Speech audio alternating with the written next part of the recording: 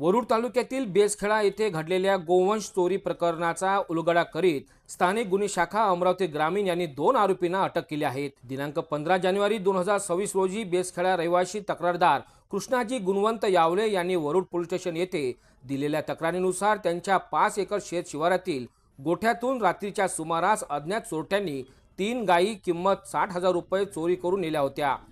प्रकरणाचे गांभीर्य पाहता विशाल आनंद पोलीस अधीक्षक यांनी तत्काळ गोवंश चोरीचे गुन्हे उघड करण्याकरिता स्थानिक गुन्हे शाखेला सूचना दिल्या।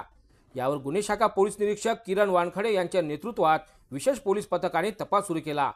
तांत्रिक विश्लेषण आणि गुप्त माहितीदारांच्या नुसार पोलीस उपनिरीक्षक नितीन इंगोले यांच्या पथकाला आरोपी आरिश असलम पठाण वय 21 वर्ष राहणार आमनेर तालुका वरुड याचा सहभाग असल्याची खात्रीलायक माहिती मिळाली। तो वरुड येथे गॅरेजवर गुन्ह्यात वापरलेल्या अशोक लीलँड 202 क्रमांक MH40 CD 4340 वाहनासह आल्याची माहिती मिळताच पथकाने छापा टाकून त्याला ताब्यात घेतले। चौकशीत त्याने साथीदार चेतन विनोद वानखडे वय 25 वर्ष राहणार धनोडी तालुका वरुड याच्यासह गुन्हा केल्याची कबुली दिली। या प्रकरणात दुसऱ्या आरोपीलाही पोलिसांनी अटक केली आहे। आरोपीकडून गुन्ह्यात वापरलेले वाहन किंमत 3 लाख रुपये, 2 मोबाईल फोन किंमत 20,000 रुपये आणि रोख रक्कम 12,130 रुपये असा एकूण 3,32,130 रुपयाचा मुद्देमाल पोलिसांनी जप्त केला आहे।